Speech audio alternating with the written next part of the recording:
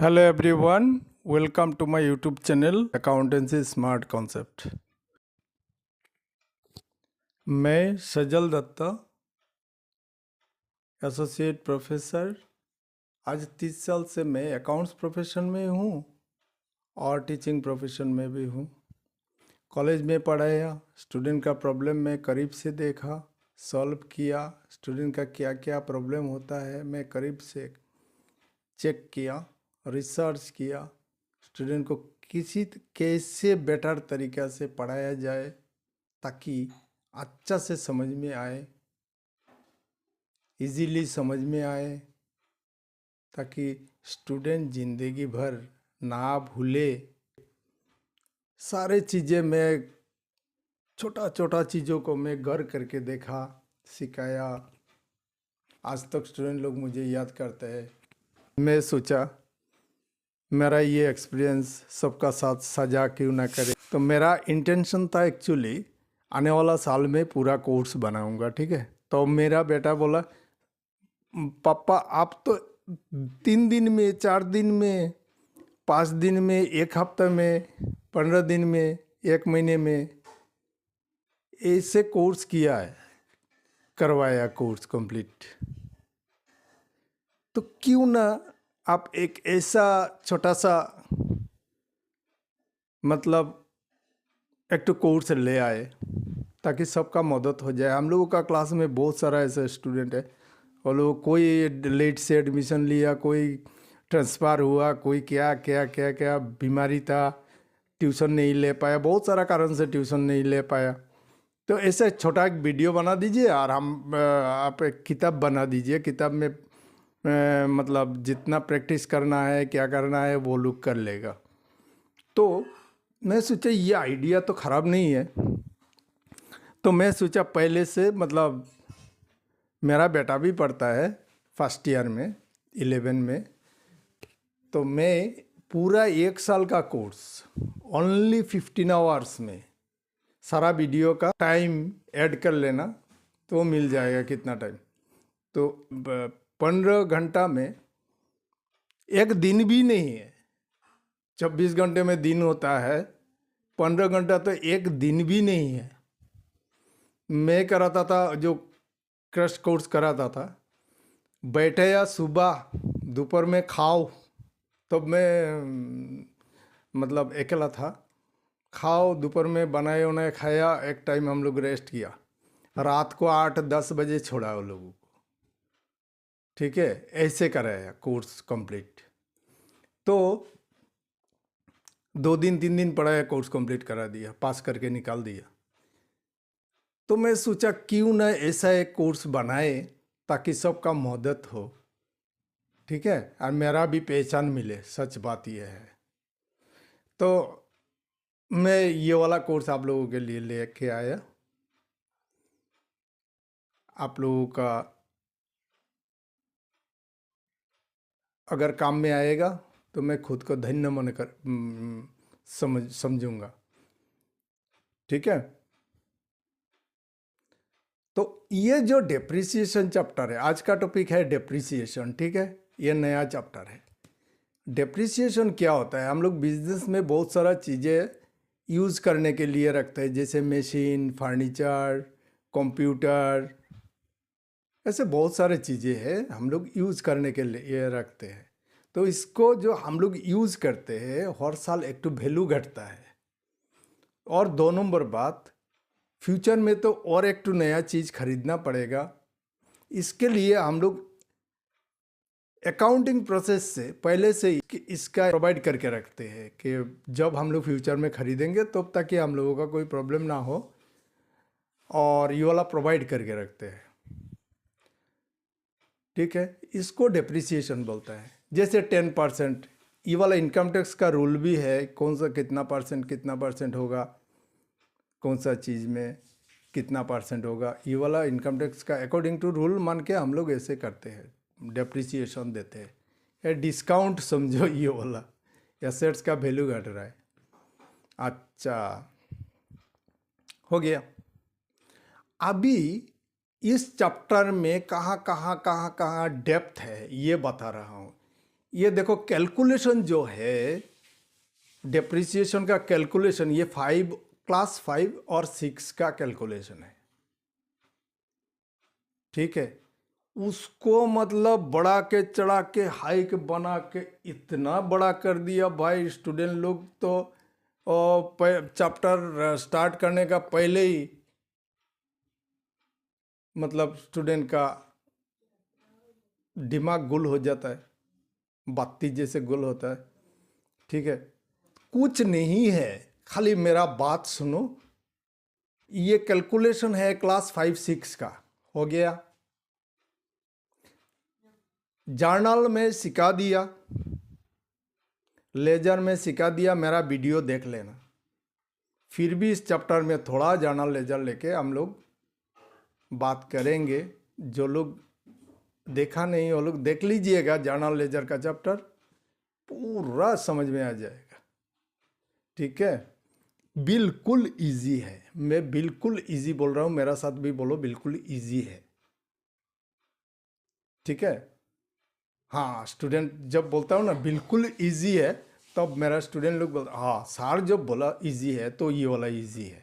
जहाँ पर sir tough बोलता है दिमाग लगाना है, वहाँ पर दिमाग लगाना है। तो इजी को क्यों बोलूँगा भाई मैं, टफ बोलने से ना स्टूडेंट का 50% कॉन्फिडेंस गुम हो जाता है।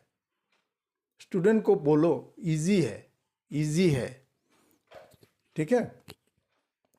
तो इसका बहुत सारा मेथड है, इसमें से 3 मेथड तुम्हारा काम में आएगा इस साल, ठीक है।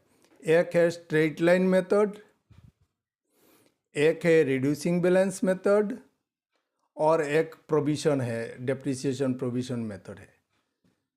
तो 3 मेथड है। आज मैं ये 2 मेथड लेके बात करूँगा। स्ट्रेट लाइन मेथड और रिड्यूसिंग बैलेंस मेथड एक ही है, थोड़ा सा डिफरेंस है, ये कैलकुलेशन करने से पता चल जाएगा। जैसे यहाँ पर देखो, एक मशीन खरीदा 25,000 से और 5,000 रुपया इंस्टॉलमेंट खर्चा। मतलब एक मशीन खरीद के घर तक लाते लाते, मतलब मशीन को वर्किंग कंडीशन में लाने तक जितना खर्चा होता है वो मशीन का अमाउंट में डाल दो। मशीन का खर्चा खरीदा 25,000, 5,000 इंस्टॉलेशन, मतलब उसको फिटिंग फाटिंग करने के लिए जो खर्चा होता है वो सब हुआ इंस्टॉलेशन खर्चा। इसके बाद सपोज कैरेज भी है तो कैरेज भी ऐड करो कैपिटल का, मतलब एसेट्स का साथ, उस एसेट्स का साथ हो गया। एसेट्स का वैल्यू निकल गया। अभी स्ट्रेट लाइन में बोल रहा है हर साल समान होता है, इसका ऊपर 10% लो 30,000 का, तो हर साल 3,000 3,000 3,000 3,000 होगा, हो गया। रिड्यूसिंग बैलेंस मेथड में क्या होगा, 30,000 से पहले साल 3,000 माइनस कर दिया, इसके बाद हुआ 27,000, 27,000 का ऊपर और 10% लो, 2,700 हुआ, माइनस करो, इसके बाद इसका ऊपर और 10% लो, तो ऐसे करता है। तो कॉन्सेप्ट एक ही है, थोड़ा अमाउंट का डिफरेंस आता है, हो गया ये वाला। तो स्ट्रेट लाइन मेथड, इसमें क्या होता है, 3 एंट्री को याद करो। जब खरीदा जाता है कोई एसेट्स तब होता है एसेट्स अकाउंट डेबिटेड, मैं सिखाया जर्नल में वाला देख लेना। तो खरीदने का एंट्री, मशीनरी खरीदने का एंट्री मारा, और एक होता है डेप्रिसिएशन, ईयर एंडिंग में depreciation account debited to machinery का वैल्यू घट रहा है तो ये वाला क्रेडिट में बैठेगा। और हर एक खर्चा को, हर एक इनकम को प्रॉफिट एंड लॉस में ट्रांसफ़र करने का एक टू एंट्री मारना पड़ता है। ट्रांसफ़र एंट्री भी सिखा दिया, ठीक है। ये 3 एंट्री होगा पहला साल, और हर साल में 2 एंट्री रिपीट करेगा। डेप्रिसिएशन लो, खरीदा तो नहीं सेकंड साल में, डेप्रिसिएशन लो और प्रॉफिट एंड लॉस में ट्रांसफ़र करो, depreciation low profit and loss में ट्रांसफ़र करो, बस हो गया जर्नल।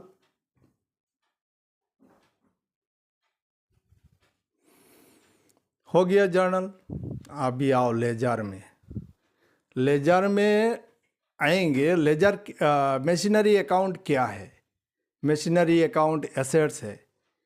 तो इधर बैठेगा, डेबिट साइड में बैठेगा मशीनरी खरीदने से, हम मशीनरी का वैल्यू घटने से हम लोग क्रेडिट में लिखेंगे।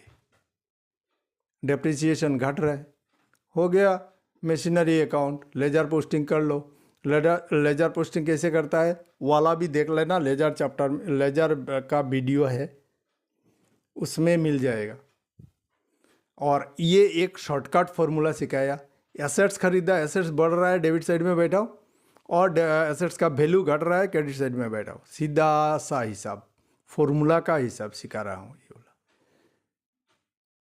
अमेरिकन फॉर्मूला में बोला एसेट्स इंक्रीज हो रहा है, बिजनेस में आके बढ़ रहा है तो डेबिट में बैठाओ, और जो घट रहा है वो वाला क्रेडिट में बैठाओ। किस कारण से घट रहा है, कारण क्रेडिट में बैठाओ।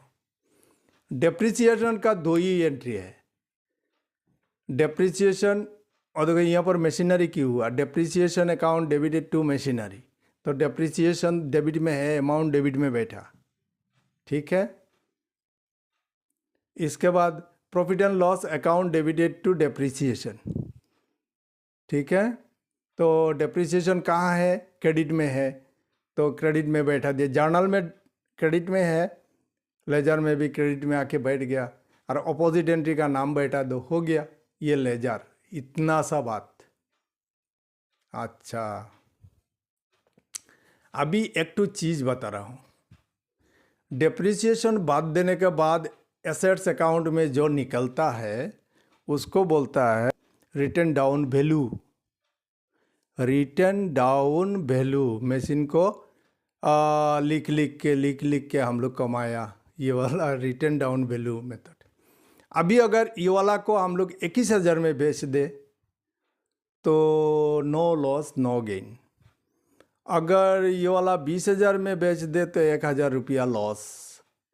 हम लोग 21,000 में रिटर्न डाउन वैल्यू में, तो ये वाला 21,000 को बोलता है रिटर्न डाउन वैल्यू, मतलब डेप्रिसिएशन बाद देने, आज तक जितना दिन यूज़ किया उतना दिन का डेप्रिसिएशन बाद देने के बाद जो वैल्यू आता है उसको बोलता है रिटर्न डाउन वैल्यू, ठीक है।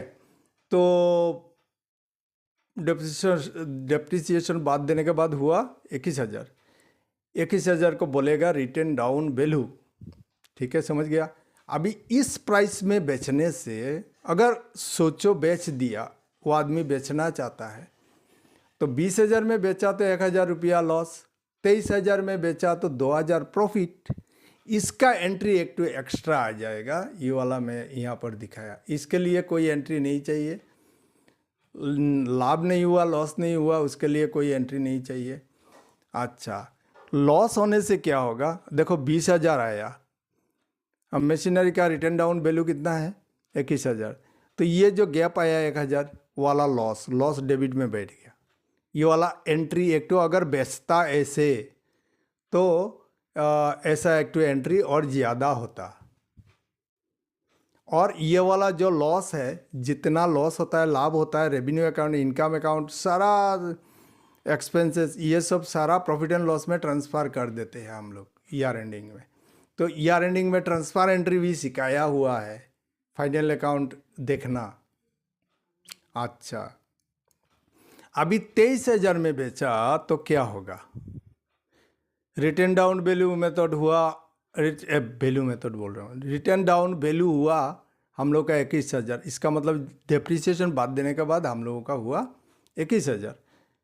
बेचा इसको 20,000, 23,000, बैंक में आया 23,000, तो ये वाला 2,000 रुपया हम लोगों का प्रॉफिट है। इसका जर्नल एंट्री होगा, बैंक अकाउंट आया, बैंक या कैश बोलो, कुछ भी बोलो, यहाँ पर कुछ मेंशन नहीं कर रहा है, चेक या कैश, तो बैंक, जनरली बैंक का एंट्री होता है।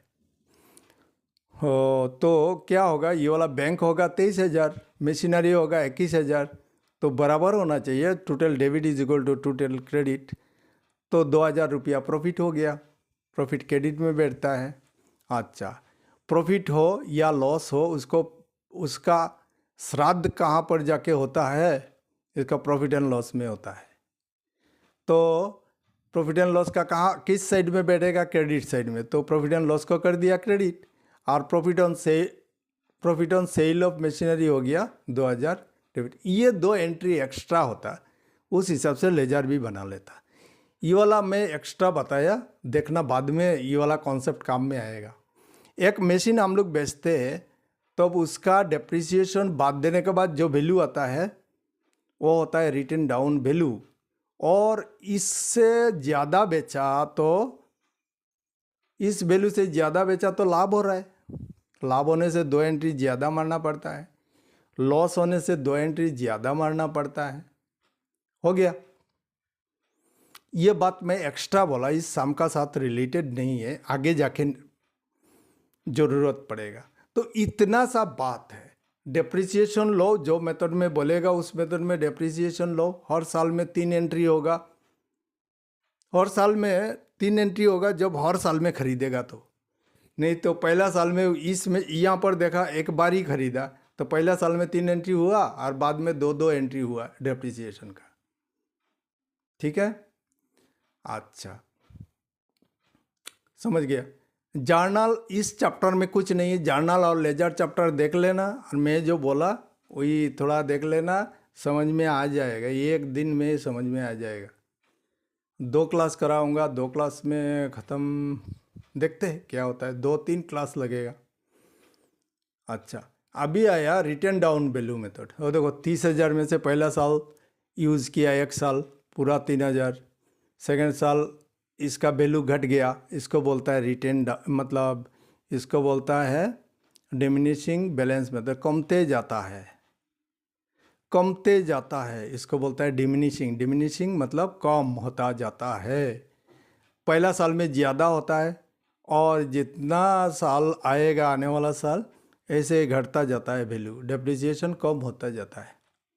और देखो ना, पहला साल में हुआ 3,000, सेकेंड साल में हुआ 2,700, ठीक है, इसके बाद माइनस करके हुआ 2,450, डेप्रिसिएशन कमते जाता है, उसके लिए इसको डेप्रिसिएशन। उसका भी जर्नल एंट्री सेम है, खाली अमाउंट चेंज हुआ। हम लोग स्ट्रेट लाइन मेथड में 3,000 3,000 3,000 3,000 लिखा, ठीक है। तो यहाँ पर हम लोग क्या लिखेंगे, पहला साल में हम लोग लिखेंगे एक तो खरीदने का एंट्री, इसके बाद डेप्रिसिएशन का एंट्री और प्रॉफिट एंड लॉस का एंट्री। सेकंड साल में तो कुछ खरीदा नहीं, अगर खरीदता तो सेकंड साल में भी 3 एंट्री होता, 3 टू जर्नल होता। तो यहाँ पर सेकंड साल में सिर्फ डेप्रिसिएशन हुआ और प्रॉफिट एंड लॉस हुआ,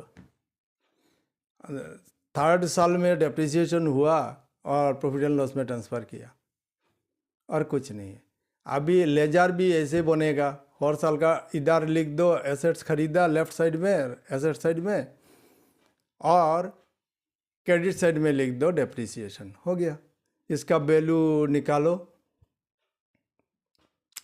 यहाँ पर रिटर्न डाउन वैल्यू कितना निकला, 21,870। तो यहाँ पर अगर 2,000 में बेचता तो क्या होता, पहले वाला में हुआ था 1,000 रुपया लॉस, यहाँ पर हो जाता 1,870 रुपया लॉस, क्योंकि रिटर्न डाउन वैल्यू कम ज़्यादा आ रहा है हम लोगों का, इसलिए लॉस ज़्यादा आ रहा है। क्योंकि जितना रिटर्न डाउन वैल्यू उससे कम दाम में बेचा, उसमें पहले वाला का साथ इसका कंपेयर कर लेना, एंट्री सेम होगा, लॉस का एंट्री लाभ का एंट्री सेम होगा। अच्छा, डेप्रिसिएशन का वही हालत, डेप्रिसिएशन का एक बार मशीनरी बोल के लिखो, depreciation account debited to machinery, तो डेप्रिसिएशन अकाउंट का डेबिट साइड में बैठेगा 3,000, और मशीनरी अपोजिट एंट्री का नाम है मशीनरी, लिख दिया। ये वाला डेप्रिसिएशन को प्रॉफिट एंड लॉस में ट्रांसफ़र करो, तो profit and loss account debited to depreciation, depreciation कहाँ है, डेप्रिसिएशन क्रेडिट में है तो क्रेडिट में बैठा दिया, अपोजिट एंट्री का नाम क्या है, प्रॉफिट एंड लॉस, बैठा दिया। ये एक समझ लोगे ना तो सब समझ जाओगे। तो ये 2 हो गया। अभी आया देखो थोड़ा सा ट्विस्ट आया, इसमें कुछ नहीं है। इसका ईयर एंडिंग हुआ दिसंबर में। 2 टाइप का ईयर एंडिंग होता है, ख्याल रखना, एक होता है कैलेंडर ईयर और एक होता है फाइनेंशियल ईयर। कैलेंडर ईयर होता है कैलेंडर में जो रहता है, याद रखना। जनवरी से दिसंबर तक हुआ कैलेंडर ईयर, और अप्रैल से मार्च तक होता है फाइनेंशियल ईयर। तो इस साल का कैलेंडर ईयर, इस साल का ईयर एंडिंग है कैलेंडर ईयर, कोई बात नहीं, समझ गया। तो ये वाला में क्या बोला, एसेट्स खरीदा साल का बीच में, तो हम लोग का ईयर एंडिंग कब हो रहा है, ईयर एंडिंग। हम लोग का वहाँ एक आदमी है, ईयर एंडिंग को, ईयर एंडिंग मतलब उसको बोलता है ईयर एंडिंग। तो ईयर एंडिंग कितना होता है, दिसंबर में। तो हम लोग खरीदा जून में, तो 6 महीने का डेप्रिसिएशन होगा। यूज़ किया कितना दिन, 6 महीना, 6 महीने का डेप्रिसिएशन दे दिया, ठीक है भाई। सेकेंड ईयर में कितना आया, सेकेंड ईयर में आया डेप्रिसिएशन 1 साल का। अच्छा, थर्ड साल में जाके बेच दिया, दोनों मशीन बेच दिया। तो पहला मशीन कर रहे हैं हम लोग, तो अक्टूबर कितना में बेचा, अक्टूबर में बेचा, नवंबर, दिसंबर, अक्टूबर 1 तारीख को ना, कितना तारीख, अक्टूबर 30 तारीख को बेचा। First October both the machine है, तो 1 अक्टूबर तक, मतलब 1 अक्टूबर में बेचा। तो यूज़ किया कितना दिन, अक्टूबर, नवंबर, दिसंबर, ये 3 महीना यूज़ नहीं किया। तो इस साल में हम लोग कितना दिन यूज़ किया, 9 महीना। पहला साल में तो आधा साल हुआ, बाद में भरा पूरा साल आया। और इस साल में, जिस साल में बेचा, उस साल में 9 महीना यूज़ किया, तो 9 महीने का डेप्रिसिएशन बाद दे दो, माइनस कर दो, निकाल के बैठा दो, हो गया। इसके बाद जो वैल्यू आएगा, ये वाला पहला मशीन का return down value method, return down value खाली मेथड बोलता हूँ, जो गलती का खाली मिस्टेक होता है। तो ये वाला समझ गया। अभी सेकंड वाला मशीन कब खरीदा, 1/1, ये वाला सीधा हिसाब 1/1/2018। तो ये वाला पहला साल में तो पूरा साल का होगा। सेकंड साल में क्या होगा, सेकंड साल में 9 महीने का डिप्रिसिएशन होगा, 9,000 का ऊपर रिटर्न डाउन वैल्यू में कर रहे हैं। तो सेकंड, अगर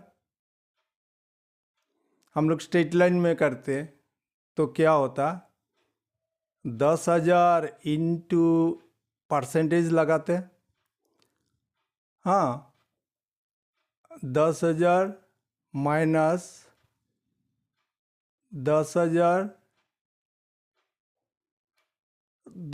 का ऊपर ही हम लोग कितना दिन, 9 महीने का डेप्रिसिएशन लेते हैं। रिटर्न डाउन वैल्यू हुआ, इसको बोलता है रिटर्न डाउन वैल्यू। डेप्रिसिएशन बाद देने के बाद जो होता है ना रिटर्न डाउन वैल्यू, तो 9,000 का स्ट्रेट लाइन मेथड होता, तो स्ट्रेट लाइन मेथड होता तो हम लोग 10,000 का ऊपर ही 9 महीने का लेते। ठीक है, ये दूसरा बात बोल रहा हूँ, इस साम का साथ कोई संबंध नहीं है। अच्छा, यहाँ पर क्या किया, ये दोनों मशीन सेल कर दिया। पहला तो मशीन खरीदा, खरीदने का एंट्री मारा, अच्छा, डेप्रिसिएशन दिया, प्रॉफिट एंड लॉस में ट्रांसफ़र कर दिया पहला साल में। सेकंड साल में क्या हुआ, मशीनरी और एक तो खरीदा, इसको 10,000 में खरीदा, तो सेकंड इस साल में 18 में भी तीन एंट्री होगा, ठीक है, मार दिया।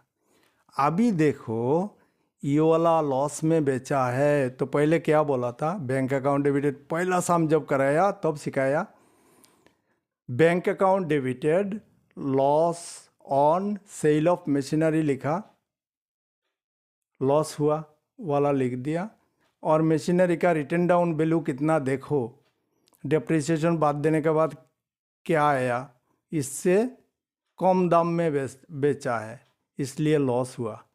अभी लॉस को प्रॉफिट एंड लॉस में ट्रांसफ़र करना है, तो दोनों का ही एक ही हाल है, डेप्रिसिएशन को भी प्रॉफिट एंड लॉस में ट्रांसफ़र करना है, और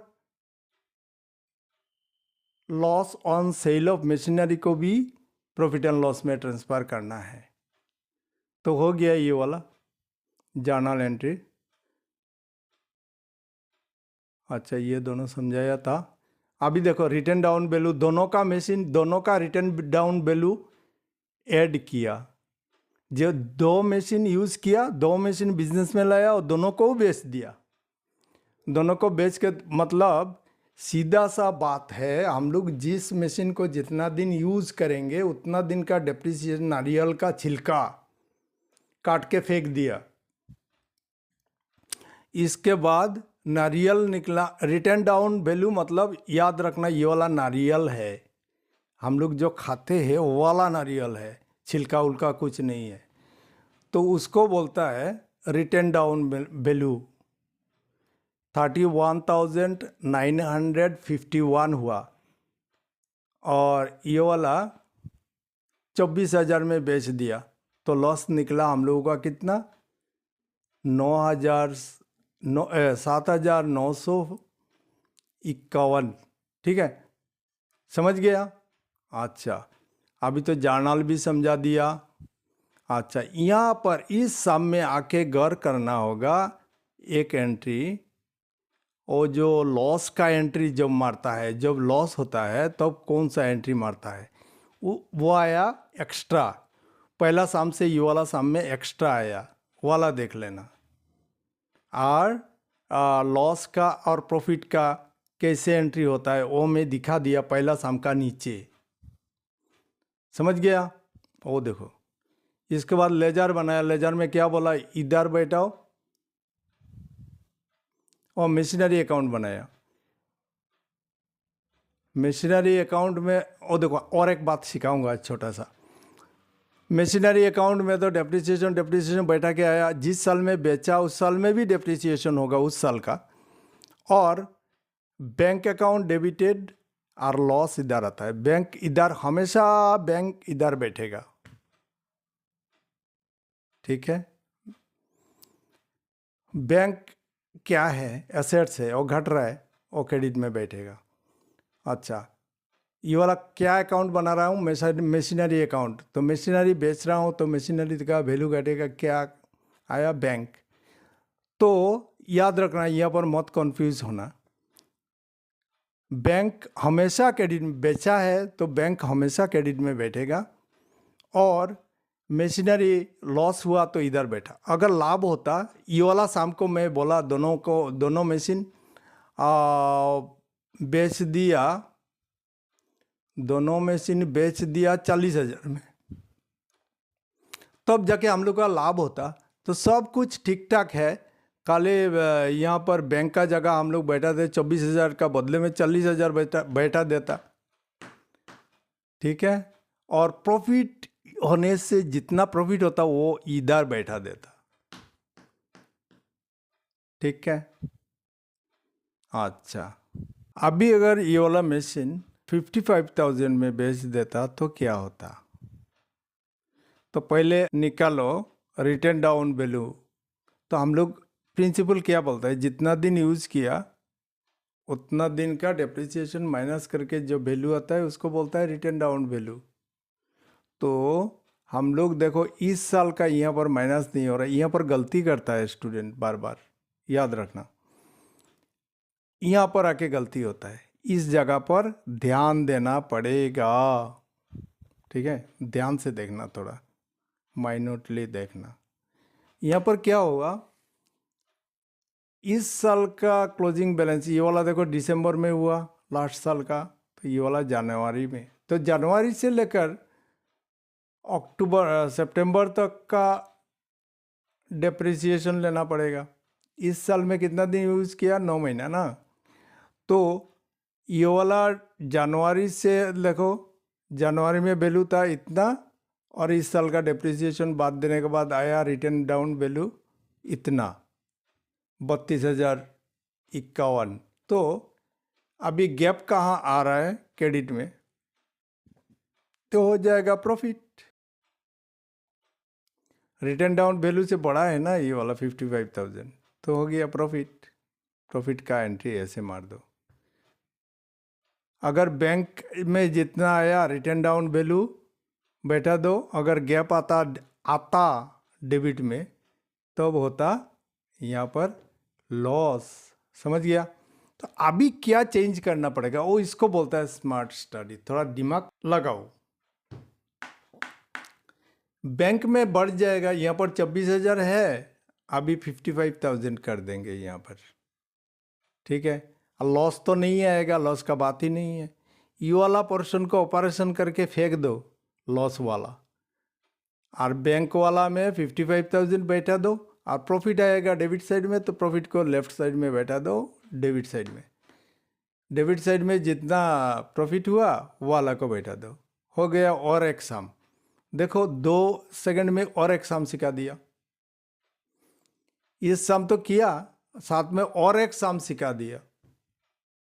याद रखना, इसको बोलता है स्मार्ट स्टडी। जरा उल्टा सोचो, सीधा सोचो, मतलब कब कैसा ब्रेन लगाना पड़ता है ये वाला खुद मेरा बात अगर सुनते रहोगे ना तो खुद ब खुद अपने आप समझ जाओगे कहाँ पर कैसा करना पड़ेगा। समझ गया? इतना तक आज रहने दो और थोड़ा प्रैक्टिस करो। जो लोग नया है, स्टूडेंट है, जरा प्रैक्टिस करो, इतना तक करो। सर क्या क्या बोला वीडियो को रिपीट करके देखो, बस समझ में आ जाएगा। इतना तक समझ गया ना तो ये वाला चैप्टर हिल जाएगा। बस इतना सा बात है, इसको ये टफ नहीं है। थोड़ा कैरिकेचर जानना पड़ता है, स्मार्ट वर्क करना पड़ता है, तब जाके इजी होता है। और देखो कम टाइम में ज़्यादा सीखना वही होता है स्मार्ट कॉन्सेप्ट। क्या बोलो तो कॉन्सेप्ट तो है ही, उसका ऊपर थोड़ा स्मार्ट कॉन्सेप्ट लगा दो, हो गया। कुछ नहीं, अकाउंटेंसी खेल खेल में सिखा दूंगा। अरे ऐसा स्टूडेंट को मैं क्या स्टूडेंट को सुबह बैठा था, शाम को बोलो तुम्हारा जितना मर्जी, जितना मतलब कैचिंग कर सकता है उतना टाइम बैठो पढ़ो। तो मैं कोर्स बेसिस से पैसा ले लेता हूँ, मैं सिखा भी देता हूँ। ऐसे 1 दिन 2 दिन पढ़ के फर्स्ट ईयर पास कर लिया, 1 दिन 2 दिन पढ़ के, 2 दिन 3 दिन पढ़ के भी काम कर दिया। अभी भी तो तुम्हारा साथ सामने टाइम है, अच्छा से पढ़ो, अभी भी हो जाएगा काम। ये वाला कोर्स तो, और कहाँ पर मैं कॉन्सेप्ट छोड़ा, कौन सा कॉन्सेप्ट नहीं कराया बोलो? मैं पूरा कॉन्सेप्ट लेके कराया हूँ। ये वाला वीडियो, सारा वीडियो कराया। देखो थोड़ा पढ़ना पड़ेगा, प्रैक्टिस करना पड़ेगा, बस हो जाएगा। टेक्निक भी बताया, कॉन्सेप्ट भी बताया, प्रैक्टिस सजाया हुआ बनाया हुआ साम जो रेडीमेड साम से वो पहले करो, ये वाला देखो, इसके बाद प्रैक्टिकल करो, सब समझ जाओगे। क्यों नहीं समझोगे? प्रैक्टिकल मतलब रेडीमेड साम करना है, रेडीमेड करके कॉन्फिडेंस बढ़ाना है। और इसके बाद जब कॉन्फिडेंस आ जाएगा, जैसे हम लोग तरना सीख लेते हैं तब टायर को और केले का पेड़ को हम लोग बाई बाई करते हैं, ठीक उसी हिसाब से तब इलास्ट्रेशन या रेडीमेड साम को हम लोग छोड़ देंगे, प्रैक्टिकल करेंगे, एग्जाम ओरिएंटेड साम करेंगे। कॉन्सेप्ट लो, टेक्निक लो, प्रैक्टिस करो, इसके बाद प्रैक्टिकल करो। याद रखो, स्मार्ट वर्क करो। जैसे यहाँ पर दिमाग में लगाओ, 26,000 में बेचा, अगर रिटर्न डाउन वैल्यू से ज़्यादा बेच देता तो क्या होता? यहाँ पर बोला 55,000 में बेचा, तो रिटर्न डाउन वैल्यू कैसे निकलता है? बाय प्रिंसिपल बोलता है इस साल में जितना दिन यूज़, बार बार बोल रहा हूँ, जितना दिन यूज़ करता है उतना दिन का डिप्रिसिएशन माइनस कर दो, तो रिटर्न डाउन वैल्यू निकल जाएगा। और उससे गैप, अगर रिटर्न डाउन वैल्यू और सेल वैल्यू का गैप अगर क्रेडिट में आया तो प्रॉफिट, गैप अगर डेबिट में आया तो लॉस। तो समझ गया? Thank you very much.